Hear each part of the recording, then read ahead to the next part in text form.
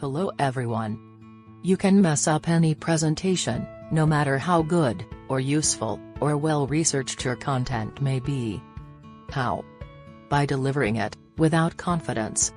The secret to a great presentation is knowing how to start a presentation strong and end it powerfully.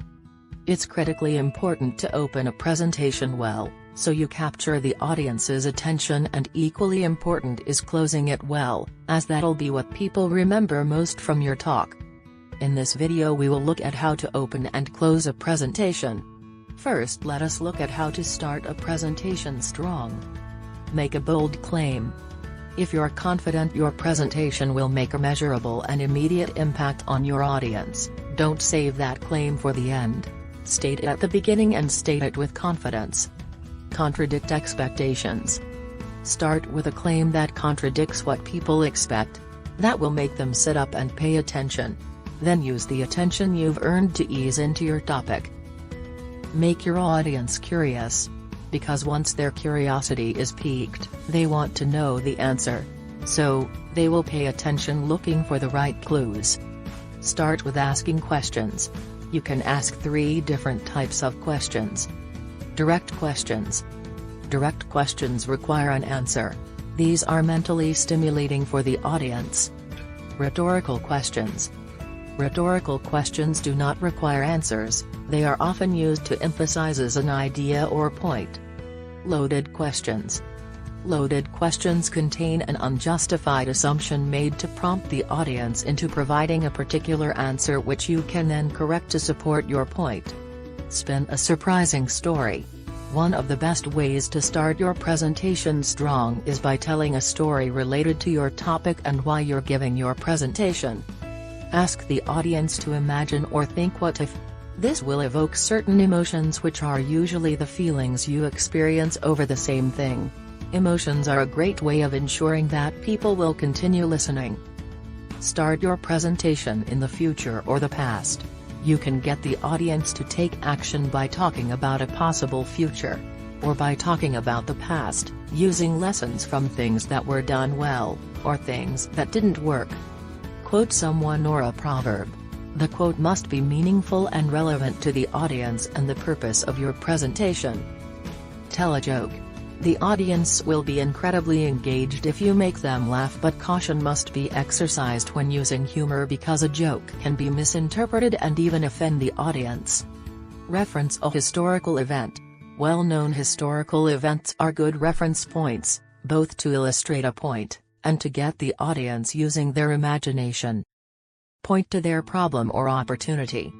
Start with a video.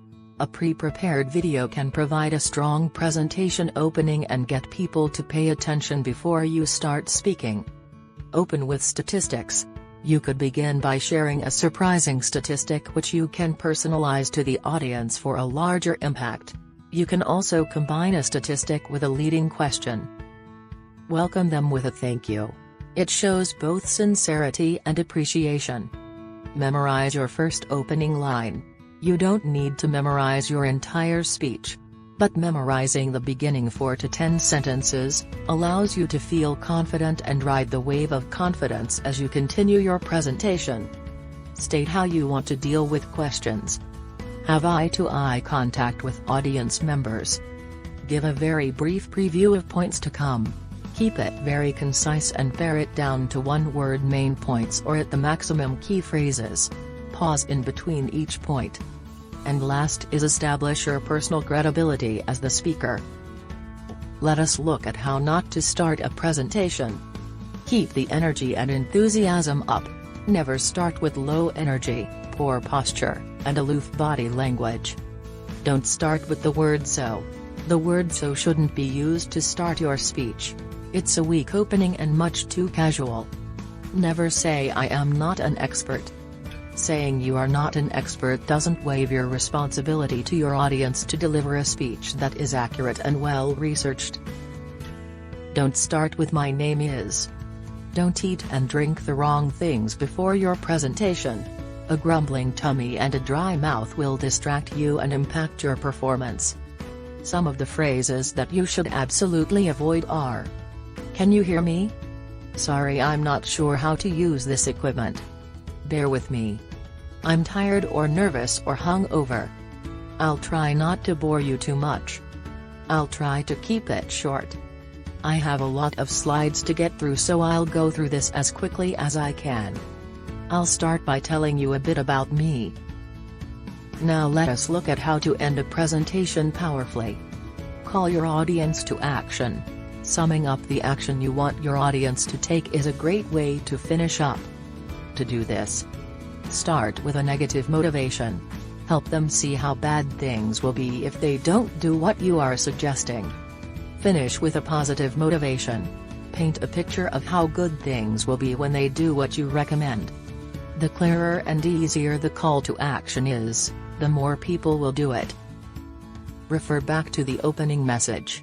There are a few ways to approach this technique. Set up a question at the beginning of your speech and use your ending to answer it. Finish a story you started, using the anecdote to demonstrate your message. Close with the title of the presentation.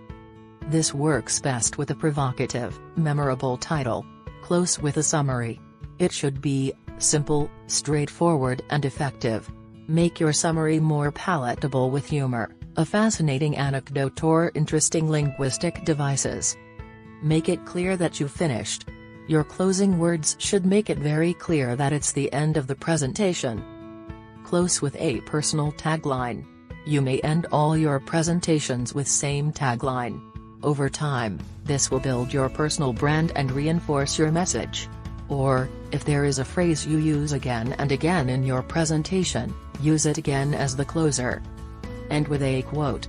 The key is selecting a good quote that is both unique and sums up the point of your message. Paint a vision of the future. When your audience sees that vision in their mind, they'll remember it and start to believe it as a possibility. And last is, use a contrarian example. The contrarian example shakes us out of our comfort zone about the positive impact we've got in the world and makes for a powerful ending that we're sure to remember long after the presentation is over. Now, let us look at how not to end a presentation. Don't look away. Murmuring thank you while staring off somewhere else isn't the last impression you want to leave. Maintain good eye communication throughout. Don't leave your hands in a gestured position. Use the resting ready position, that is arms gently at the sides at the end, to physically signal to your audience that you have finished. Never blackball yourself. Don't insult your audience by letting them know you were awful. They probably thought you were pretty good. Don't step backward. Stepping back is a physical retreat, and audiences subconsciously pick up on this cue. Don't step back verbally either.